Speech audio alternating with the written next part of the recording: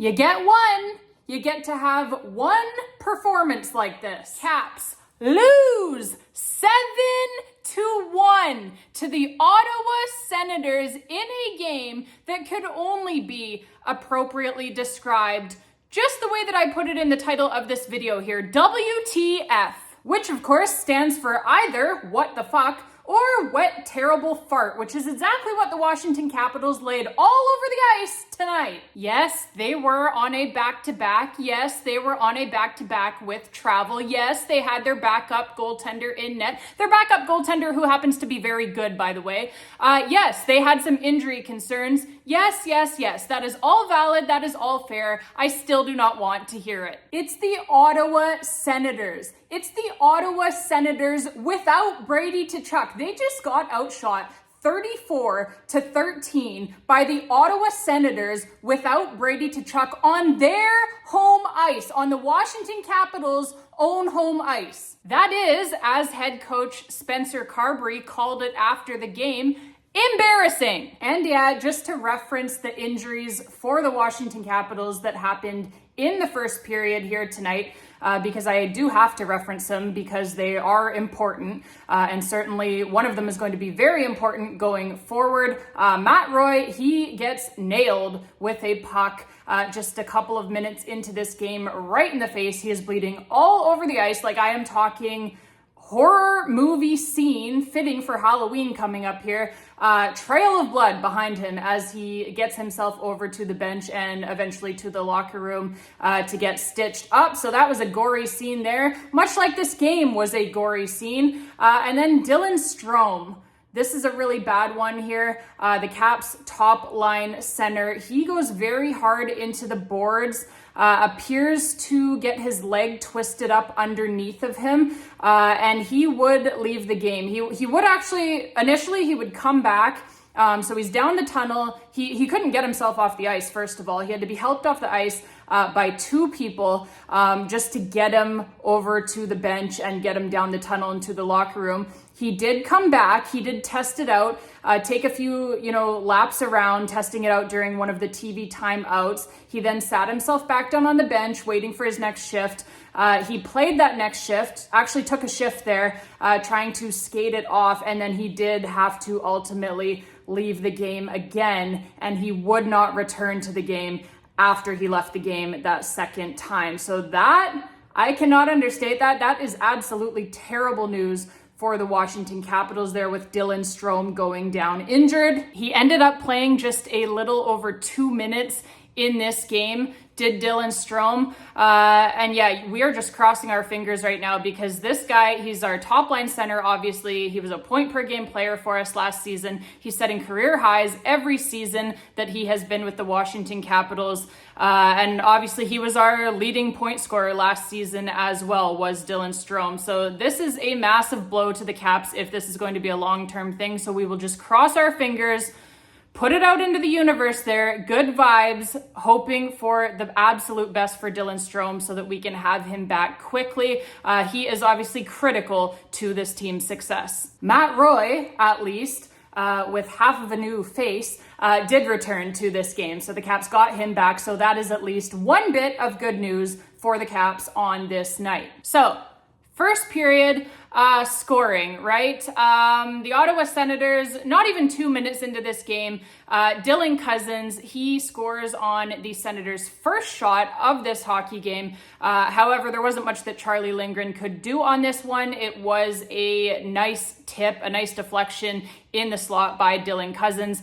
Just puts the puck, ramps it right up past Charlie Lindgren's shoulder and under the bar. So not much that Chucky could do on that one, but it does make it 1-0 for the Senators. And that is how the first period would end, and oh, how much worse it would get here for the Washington Capitals. Second period, Shane Pinto scores a goal here for the Ottawa Senators where he absolutely bowls over Caps netminder Charlie Lindgren. The Caps would obviously issue a coach's challenge on the play for, you guessed it, goaltender interference, as the goaltender was clearly interfered with. And it seemed a pretty obvious call, as everyone on the ice and in the broadcast booth as well, by the way, seemed to think that this actually should have been taken a step further here by the officials and that it should have actually been called a goaltender interference penalty. But the Washington Capitals,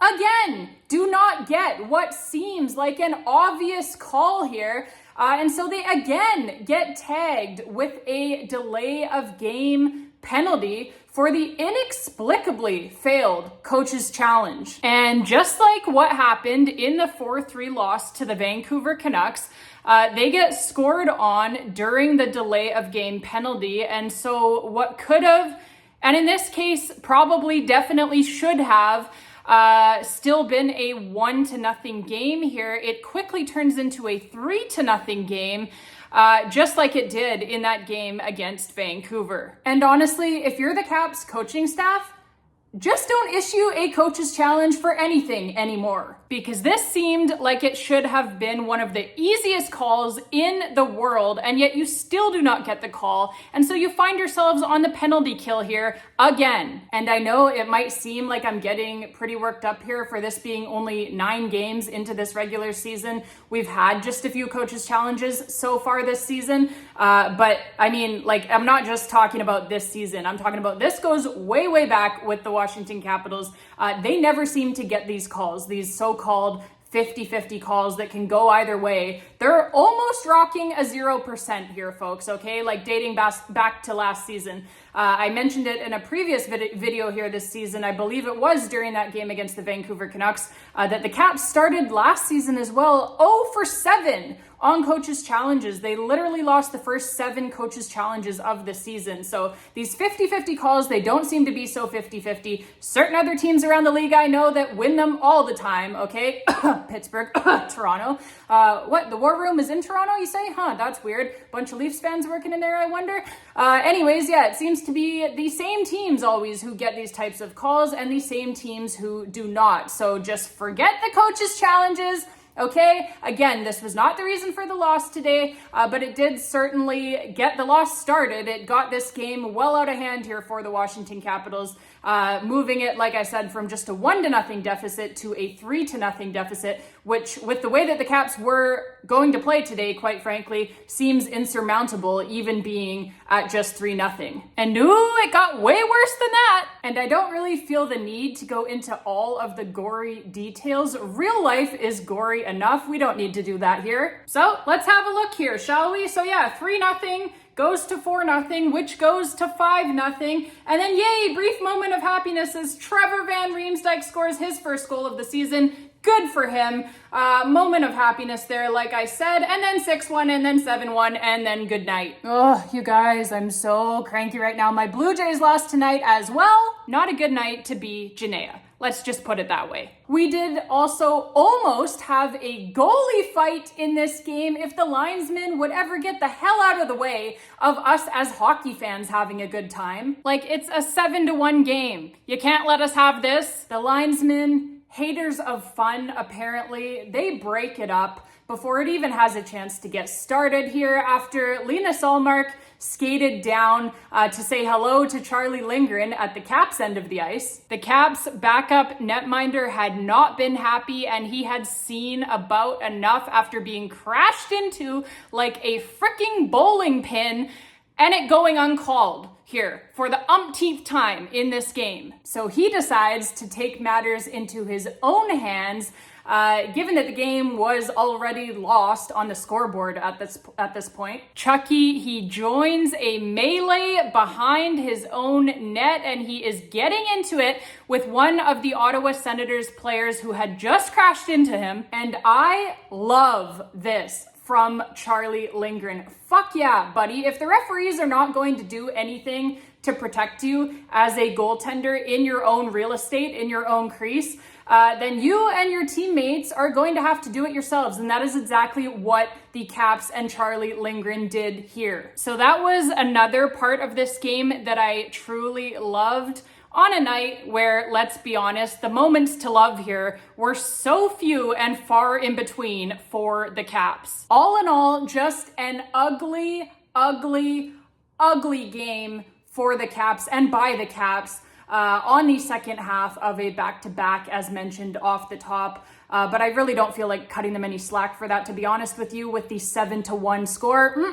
Sorry. But like I said, folks, you get one of these, okay? You get one. So although it was not a pleasure to watch tonight, the Caps overall have performed admirably so far this season. Their record's still 6-3 even after this loss. You can lose 7-1, you can lose 1-0. It's still the same amount of standings points that you have lost, right? So yeah, you get one, like I said, just one. Obviously though, the biggest concern out of this game is not the scoreline in one regular season game in October.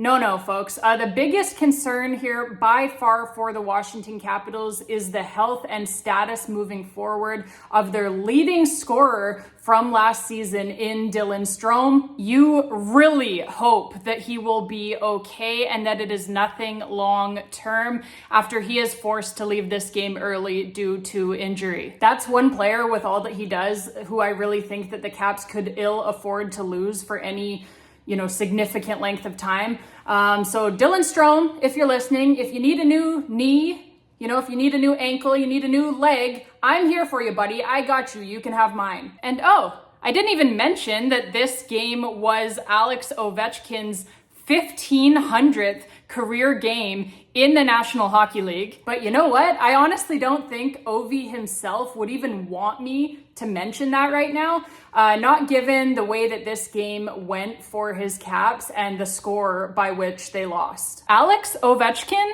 is a winner. He cares about wins. That is what he cares about. But I am still going to mention it here because it is still an amazing milestone. And to do it with just one team is simply incredible. We are so blessed. Only the 8th player ever to do that, by the way. In all of NHL history, only the 8th player ever to play 1,500 games with one team.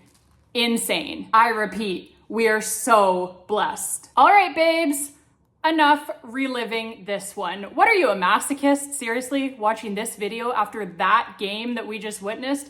Good Lord, try some handcuffs or a whip or something. You'll have a lot more fun, okay? But yeah, we are going to wrap this one up. That was an ugly show by our Washington Capitals in all seriousness. But in all seriousness, it is just one game of 82 as well. And they have played very well so far this season as a whole. So while I crushed them here tonight, let's just try and remember that they have played very well season as a whole so far, right? So we will wait to hear this on the status of Dylan Strome. That will loom large for sure. The Caps' next game is not until Tuesday now at Dallas. They are at the Dallas Stars for their next one on Tuesday. So that will be a very tough game, tough building to go into, and a tough game to win. Certainly, even with Dylan Strome, but certainly if they do not have their number one center in Dylan Strome. So cross your fingers, hope for the best for Dylan Strome for sure. We certainly need him.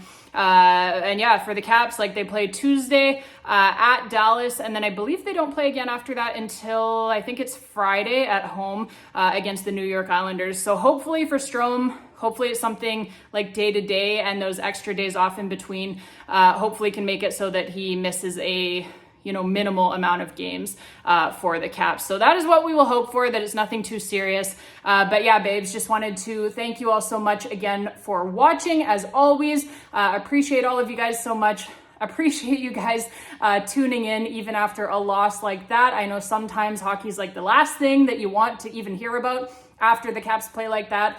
So I really appreciate you guys still tuning in. So thank you really from the bottom of my heart to everyone who is watching this video, and to everyone who watches any or all of the videos. I appreciate it. I appreciate every view, every like, every comment, whether, like I said, you watch one video, if you've been here, if this is your first video of mine that you're watching, or if you've been here since the very beginning. I appreciate all of you guys just the same. And yeah, we're really creating a nice little Caps community here of folks who just like to talk Capitals hockey, right? So that's great. Leave your comments, let us all know what you thought about this performance, if you can call it that, by our Washington Capitals. And yeah, just we'll hope that they play better, not a little bit better, not a medium amount better, but a lot better against Dallas on Tuesday. So until next time, babes, thank you, like I said, so much for tuning in. Mwah. Love you guys. Thank you so much for your time. As always, you know what? Even when they lose 7-1, as always, baby, let's go Caps.